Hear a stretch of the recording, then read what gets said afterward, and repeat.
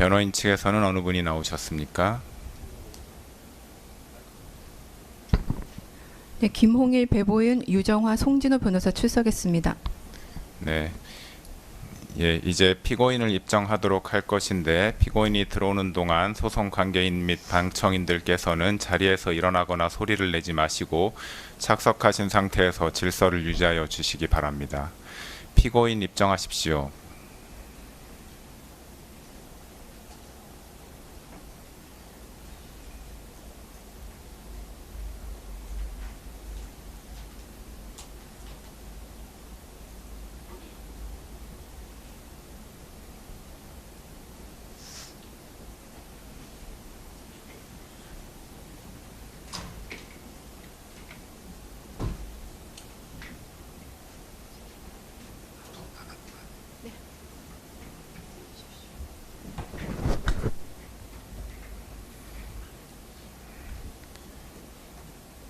예, 피고인 판결 선고는 피고인이 착석한 상태에서 진행하겠습니다.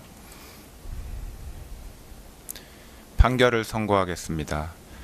특별검사가 제출한 공소장에 기재된 피고인에 대한 죄명은 특수공무집행 방해죄, 허위공문서 작성죄, 허위작성 공문서 행사죄, 대통령 기록물 관리에 관한 법률 위반죄, 공용서류 손상죄, 직권남용 권리행사 방해죄, 대통령 등의 경호에 관한 법률 위반 교사죄 및 범인 도피 교사죄입니다. 공소사실의 요지는 다음과 같습니다. 국무위원 심의권 침해 관련 직권남용 권리행사 방해 범행 부분입니다. 피고인은 2024년 12월 3일 22시경을 기하여 대한민국 전역에 비상계엄을 선포하기에 앞서 같은 날 20시경 국무총리 한덕수, 외교부 장관 조태열, 통일부 장관 김영호, 법무부 장관 박성재, 행정안전부 장관 이상민만을 대통령실로 불러 비상계엄 선포 계획을 알렸습니다. 그 다음에 국무회의 의사 정족수를 채우기 위해 국무위원들을 추가로 소집하면서 나머지 13명의 국무위원들 중 자신이 임의로 선정한 기획재정부 장관 최상목, 농림축산식품부 장관 송미령, 보건복지부 장관 조규홍, 중소벤처기업부 장관 오영주, 국토교통부 장관 박상우, 산업통상자원부 장관 안덕근 등 6명에게만 연락하여 이유는 알려주지 않은 채 대통령실로 오도록 지시하고 이 6명 중 최상목, 송미령, 조규홍, 오영주가 대통령실에 도착하여 국무회의 정족수인 11명이 채워지게 되자 회의를 종료하고 22시 27분경 비상계엄을 선포하였습니다. 그럼으로써 출석하라는 연락을 받지 못한 교육부 장관 이주호, 과학기술정보통신부 장관 유상임, 국가보훈부 장관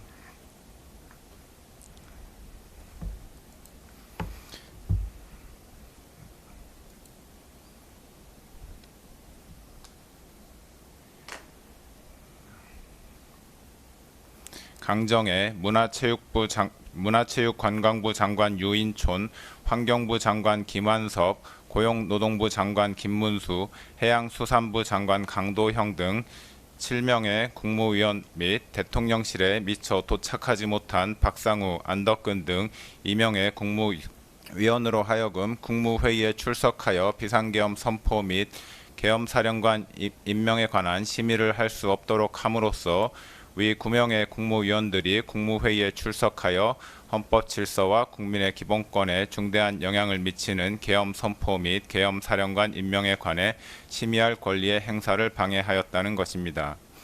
비상계엄 선포 문서 사후 작출 관련 허위 공문서 작성 및 행사 범행 부분입니다. 2024년 12월 3일 비상계엄 선포를 위해 국무위원 등이 모인 자리에서는 피고인이 국방부 장관 김용현으로부터 비상계엄의 선포를 보고받는 과정에서 국무총리 한덕수를 거치지 아니하였을 뿐만 아니라 피고인의 일방적 비상계엄 선포 후 대통령실 직원이 국무위원들에게 비상계엄 관련 문서에 서명을 요구하였지만 국무위원들이 서명을 거부하여 헌법상 대통령의 국법상 행위에 대한 문서주의 및 부서 제도가 기능하지 못하였습니다. 그 후 대통령 비서실 부속실장 강의구는 2024년 12월 6일경 대통령, 국무총리, 국방부 장관의 서명란이 기재된 2024년 12월 3일자 비상계엄 선포문 표지를 작성하였고 그 뒤에 국무총리 한덕수에게서 전달받은 비상계엄 선포문을 첨부하여 2024년 12월 3일자 비상계엄 선포문을 만든 후 국무총리 한덕수와 국방부 장관 김용현으로부터 부서를 받은 다음 12월 7일 피고인에게 보고를 하였습니다. 피고인은 이 비상계엄 선포문의 대통령란에 서명을 하여 강의구 부속실장에게 전달하였고 강의구 부속실장은 이 비상계엄 선포문을 대통령 비서실 부속실에 보관하였습니다. 이로써 피고인은 강의구, 한덕수, 김용현과 공모하여 마치 대통령의 국법상 행위인 12월 3일 비상계엄 선포가 국무총리와 국방부 장관이 계엄 선포 전 부서한 문서에 의하여 이루어진 것처럼 보이게 하거나 비상계엄 선포 관련 탄핵 또는 수사 절차 등에 행세할 목적으로 그 직무에 관하여 대통령이 서명하고 국무총리와 국방부 장관이 부서한 2024년 12월 3일자 비상계엄 선포문을 허위로 작성하고 그 무렵 이를 대통령 비서실 부속실에 보관하는 방법으로 행사하였다는 것입니다. 비상계엄 선포문 등 피해기 관련 대통령 기록물 관리에 관한 법률 위반, 공용서류 손상 범행 부분입니다.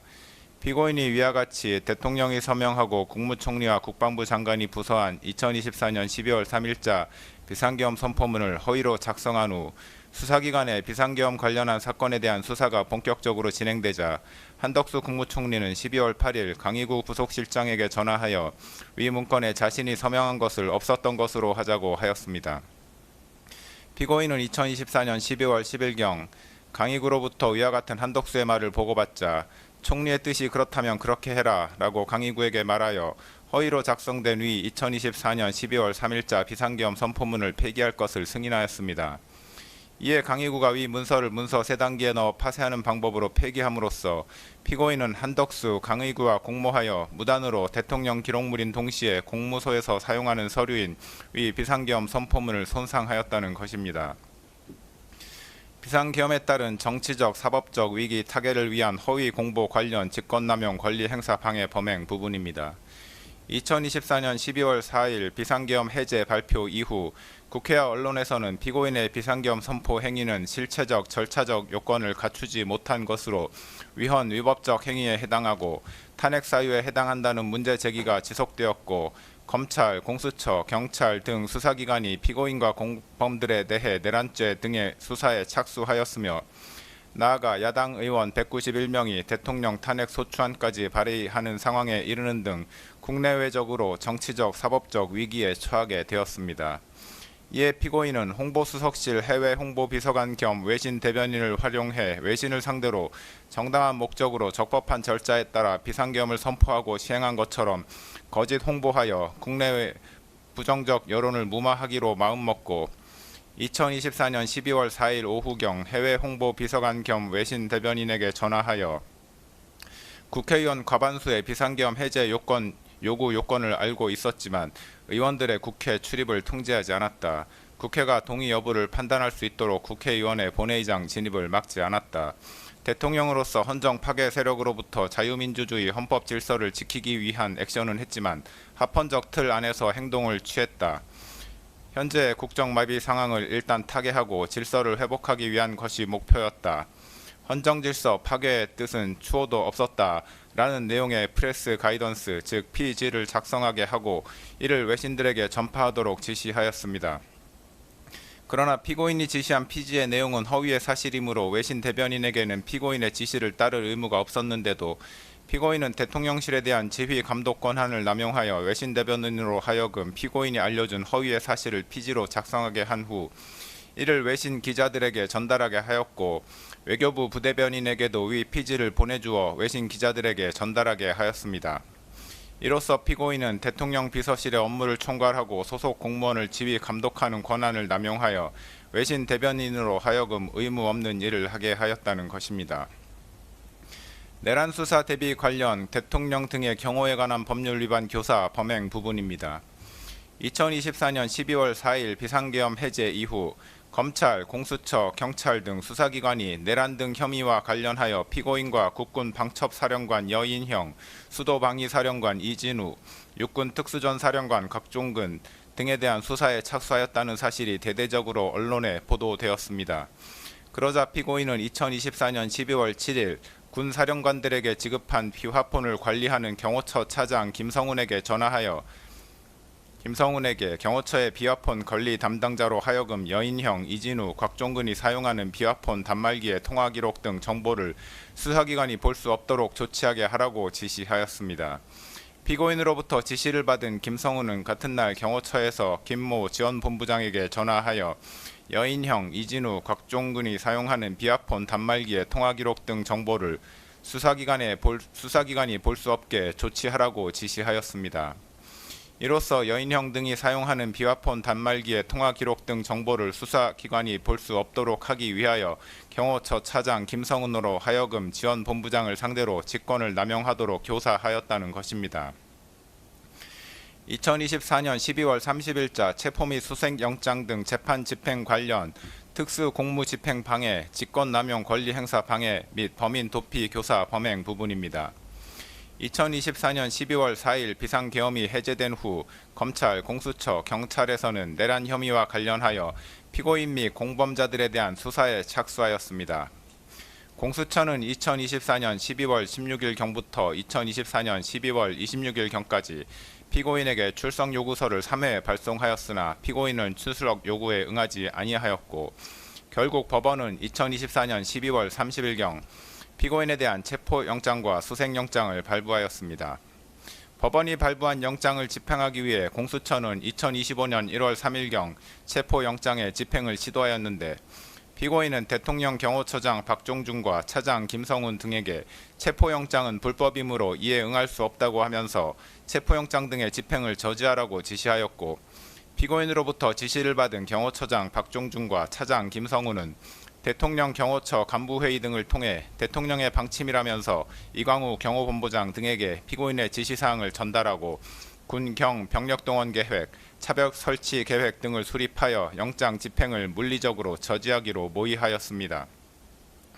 2025년 1월 3일 영장 집행이 개시되자 박종준, 김성훈 등은 대통령 경호처에 배속된 제55 경비단과 제33 군사경찰경호대에 연락하여 병력 지원을 요청하고 대통령 경호처 소속 공무원 등을 동원하여 공관촌 1정문에서부터 대통령 관저 앞에 이르기까지 대형 버스 등을 차벽으로 설치하여 삼중의 저지선을 구축하고 차벽 주변에 대통령 경호처 소속 공무원 등으로 하여금 인간 스크럼을 짜게 하는 등의 방법으로 영장 집행 담당 공무원 등의 대통령 관저 진입을 저지하고 그 과정에서 공수처 소속 검사, 수사관 등 영장 집행 담당 공무원을 가로막고 붙잡고 밀치는 등의 유형력을 행사하였습니다. 이로써 피고인은 박종준, 김성훈, 이광우와 공모하여 경호처 소속 공무원 등 인적 물적 자원을 동원하여 법원이 발부한 체포영장 등 재판의 집행 업무를 수행하는 공무원의 직무 집행을 방해하고 직권을 남용하여 경호처 소속 공무원 등으로 하여금 영장 집행 담당 공무원들에게 유형력을 행사하게 하는 등 의무 없는 일을 하게 하였으며 박종준, 김성훈, 이광우로 하여금 피고인을 도피하게 하도록 교사하였다는 것입니다. 2025년 1월 7일자 체포 및 수색영장 등 재판 집행 관련 직권남용 권리행사 방해 범행 부분입니다. 1차 체포영장의 집행 저지 이후 경호처장 박종준이 2025년 1월 10일경 특수공무집행 방해 등 혐의로 경찰 조사를 받는 과정에서 사직서를 제출하였고 사직서가 수리되어 김성훈 차장이 처장 직무대행직을 맡게 되었습니다. 공수처는 1차 체포영장 등의 집행이 무산된 이후 2025년 1월 7일 피고인에 대한 체포 및 수색영장을 다시 발부받아 2025년 1월 15일 영장 집행을 시도하였습니다. 공수처의 체포영장 등 집행에 응할 수 없다는 피고인의 기조는 경호처장 박종준의 사임으로 처장 직무대행이었던 김성훈과 경호본부장 이광우에게 계속하여 유지되었습니다. 이러한 피고인의 기조에 따라 김성훈, 이광우는 공수처의 체포영장 등 집행을 저지하기 위해 대통령 경호처 소속 공무원 등을 동원하여 공관촌 내 주요 지점에 차벽과 윤형 철조망을 설치하고 인간 스크럼 짜기 훈련을 수차례 실시하였고 경호처 대테러부 소속 직원들에게 총기를 휴대하고 위력 순찰을 실시하도록 하였습니다. 이로써 피고인은 김성훈, 이광무와 공모하여 대통령 경호처장 등의 권한을 남용하여 소속 경무원으로 하여금 2025년 1월 7일자 체포영장 등 재판의 집행을 저지하기 위해 의무 없는 일을 하게 하였다는 것입니다.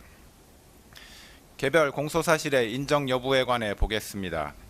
국무위원 심의권 침해 관련 직권남용 권리행사 방해 범행 부분입니다. 피고인은 2024년 12월 3일 비상계엄을 선포한 행위와 관련하여 이 법원에 내란 우두머리 혐의로 공소가 제기되어 현재 재판 계속 중인데, 피고인이 한 국무회의 소집 행위는 계엄 선포 행위 이전에 이루어진 것으로서 대한민국 헌법 및 관계 법령이 규정하는 계엄 선포에 필요한 사전 절차인 국무회의의 심의를 거치기 위한 것에 불과하므로 별건 내란 우두머리죄 공소사실 기재 행위의 실행에 착수 전 단계에서 행하여졌다고 보는 것이 타당합니다. 따라서 이 부분 공소 제기는 이중기소에 해당하지 않습니다.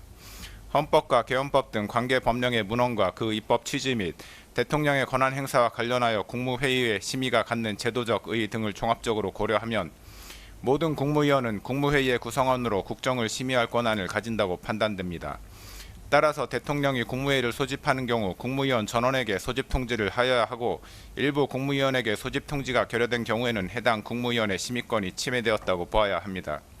피고인은 자신이 임의로 특정한 일부 국무위원들에게만 국무회의 소집 통지를 하였으므로 통지를 받지 못한 교육부 장관, 과학기술정보통신부 장관, 국가보훈부 장관, 문화체육관광부 장관, 환경부 장관, 고용노동부 장관, 해양수산부 장관 이상 7명의 국무위원들의 심의권을 침해하는 행위를 하였다고 판단됩니다. 피고인은 비상계엄의 밀행성과 신속성의 요청에 기인하여 국무위원들 전체에 대한 소집 통지를 하지 못한 것이므로 통상의 국무회의와 달리 계엄 선포와 관련하여 일부 국무위원에게 소집 통지를 하지 못한 것에는 정당한 사유가 있다고 주장하나, 헌법과 관계 법령상 긴급한 경우에 그와 같이 소집 통지를 하지 않아도 무방하다는 취지의 예외 규정은 없습니다. 피고인이 주장하는 계엄 선포 사유, 즉 당시 야당이었던 더불어민주당의 다수의 고위공직자에 대한 탄핵 시도 내지 탄핵 소추안의 발의, 국가정보원의 선거관리위원회 시스템 점검 결과 등에 의하여 드러난 부정선거 의혹 해소, 국회의 2025년도 예산안 삭감에 따른 안보 공백 상황 초래 등을 고려하여 보더라도 피고인이 비상계엄 선포 이전에 국무위원 전원에 대한 소집 통지를 하지 못한 것을 정당화할 수 있을 정도로 긴급한 상황 하에 있었다고는 보기 어렵습니다. 피고인이 소집 통지를 한 국무위원과 그렇지 아니한 국무위원 사이에 계엄 선포의 보안 유지 필요성과 관련하여 의미 있는 합리적 차이가 존재한다고도 볼 수 없습니다. 피고인은 계엄 선포 당시 국회 통제 등 물리적 조치를 수반하지 아니한 채 단지 국민들에게 국가 안보 위기 상황, 야당에 의한 국정와비 상황 등의 현황 및 심각성을 알리기 위한 목적에 이른바 메시지 계엄을 선포하려고 한 것이었다고도 주장하는데, 피고인의 위와 같은 주장에 따르더라도 국무위원 전원에게 소집 통지를 하지 못할 정도로 긴급성과 밀행성이 요구되는 상황이 존재하였다고 보기 어렵습니다. 오히려 비상계엄과 같은 국가 긴급권을 행사할 경우 국가의 각 분야에 있어 비상 상황을 초래할 수 있고 다양한 분야에서 국민의 기본권을 침해할 소지가 있으므로 국가 긴급권 행사의 오남용에 따른 피해를 미연에 방지하기 위해 국정 각 분야의 보좌 및 심의를 담당하고 있는 국무위원 모두에게 국무회의의 소집을 통지할 필요성은 더욱 크다고 할 것입니다. 결국 피고인이 교육부 장관, 과학기술정보통신부 장관 등 7명의 국무위원들에 대한 국무회의 소집 통지를 하지 않아 해당 국무위원들이 국무회의에 참석하지 못하도록 한 행위는 직권을 남용하여 위 각 국무위원의 심의권을 침해한 행위에 해당하고, 이에 관한 피고인의 고의 역시 인정된다고 할 것이므로 이 부분 직권 남용 권리 행사 방해죄는 유죄로 인정됩니다. 다만 피고인이 이와 같이 국무위원 7명에 대하여 국무회의 소집 통지를 하지 않았던 것과 달리 기획재정부 장관, 농림축산식품부 장관, 보건복지부 장관, 중소벤처기업부 장관, 국토교통부 장관, 산업통상자원부 장관 이상 6명의 국무위원에게는 대통령실로 오도록 연락함으로써 소집 통지를 하였는데, 그중 대통령실에 늦게 도착한 국토교통부 장관과 산업통상자원부 장관은 국무회의에 참석하지 못하였습니다. 그런데 정부 조직법, 국무회의 규정 등 관계 법령에 의하더라도 국무회의 소집 통지에 관하여 그 통지의 구체적인 내용이나 방식 등을 제한하는 규정은 찾아볼 수 없고, 소집 통지를 한 국무위원 전원이 국무회의에 실제로 참석할 때까지 국무회의를 개최할 수 없다는 규정 역시 존재하지 않습니다. 따라서 대통령인 피고인이 국무회의의 안건인 비상겸의 선포가 가지는 긴급성과 보안성을 고려하여 국무위원들에게 국무회의 개최 여부나 안건에 관한 언급 없이 단지 대통령실로 오도록 하는 방식으로 소집 통지를 하였다거나 소집 통지를 한 국무위원들이 모두 도착하기도 전에 의사정족수에 해당하는 국무위원들이 출석한 즉시 국무회의를 개최하였다고 하더라도 미처 출석하지 못한 국무위원들에 대하여 그 심의권을 침해할 고의가 있었다거나 국무회의의 소집 및 개최와 관련하여 관계 법령을 위반하였다고 단정하기 어렵습니다. 그렇다면 이 부분 공소사실 중 국토교통부 장관과 산업통상자원부 장관의 2명에 대한 공소사실은 범죄 증명이 없는 경우에 해당하여 무죄라고 할 것입니다. 다만 이 무죄 부분 공소사실은 그와 상상적 경합 관계에 있는 교육부 장관, 과학기술부, 정보통신부 장관 등 7명의 국무위원에 대한 심의권 침해 관련 각 직권남용 권리 행사 방해죄를 유죄로 인정하는 이상 따로 주문해서 무죄를 선고할 것은 아닙니다. 사후부서 관련 허위 공문서 작성 및 행사, 대통령 기록물 관리에 관한 법률 위반, 공용 서류 손상 범행 부분입니다. 이 부분 공소사실에 기재된 강희구 대통령실 부속실장이 작성한 문서는 비상계엄 선포라는 제목 아래에 2024년 12월 3일 22시 00분 부로 비상계엄을 선포한다는 내용이 기재되어 있고 그 밑에 대통령의 서명, 작성일자 2024년 12월 3일 국무총리와 국방부 장관의 부서로 구성되어 있습니다. 문서의 기재 형식과 내용에 비추어 보면 이 문서는 작성 권한 있는 공무원인 피고인이 서명의 방식으로 결재함으로써 성립된 문서에 해당합니다. 또한 이 문서는 2024년 12월 3일 비상계엄 선포 전에 일부 국무위원들에게 배포되었던 부서문이 첨부되지 않은 비상계엄 선포문과는 별개의 독립된 역할과 성격을 가진 문서로서 비상계엄 선포문과 함께 계엄 선포와 관련하여 작성되는 문서에 해당한다고 판단됩니다. 이러한 문서의 기재 형식과 내용, 과거 비상계엄 선포와 관련하여 작성되었던 문서와의 형식적, 내용적 유사성, 관련자들의 진술 내용 등을 종합하여 보면 강희구 부속실장은 12.3 비상계엄이 헌법 제82조에서 정한 비상계엄 선포를 위한 절차적 요건을 갖추었다는 점을 증명하기 위하여 문서를 기한하였고 피고인 스스로도 이 문서가 비상계엄 선포에 관하여 국무총리와 관계 국무위원회 부서를 받은 문서라는 점을 인식하면서 문서에 서명하였다고 할 것이므로 위 문서는 피고인이 그 직무에 관하여 작성한 공문서라고 보는 것이 타당합니다. 그런데 이 문서는 실제로 2024년 12월 6일에 양식이 작성되어 12월 7일에 피고인의 서명이 이루어졌는데도 불구하고 그 내용은 마치 2024년 12월 3일 작성되어 대통령 및 관계 국무위원회 서명이 이루어진 것처럼 기재되어 있으므로 그 자체만으로도 이미 허위의 공문서에 해당합니다. 또한 이 문서의 내용은 대통령인 피고인이 비상계엄 선포 당일인 2024년 12월 3일 관계 국무위원인 국방부 장관과 국무총리의 부서 및 피고인의 결재를 거쳐 문서로서 계엄을 선포한 것처럼 기재되어 있는데 실제로는 피고인이 계엄을 선포하기 전에 관계 국무위원회 부서가 이루어지지 않았으므로 이 점에서도 이 문서의 내용은 허위입니다. 피고인은 강희구 부속실장이 가져온 위 문서를 보고 서명을 하였고 서명 당시 문서에 기재된 작성 및 결재 일자와 실제 작성 및 결재 일자가 상이하다는 점 및 계엄 선포 전에 관계 국무위원회 부서가 이루어지지 않았는데도 불구하고 위 문서에 마치 계엄 선포 전에 국방부 장관과 국무총리의 부서가 이루어진 것처럼 기재되어 있다는 점을 명확히 인지하면서 문서에 서명하였으므로 허위 공문서 작성죄 고의가 있었다고 충분히 인정됩니다. 또한 피고인은 향후 비상계엄 선포 요건이 문제가 될 경우 등에 대비하여 비상계엄에 관하여 헌법 제82조에서 정한 문서 주의 및 부서제도 요건을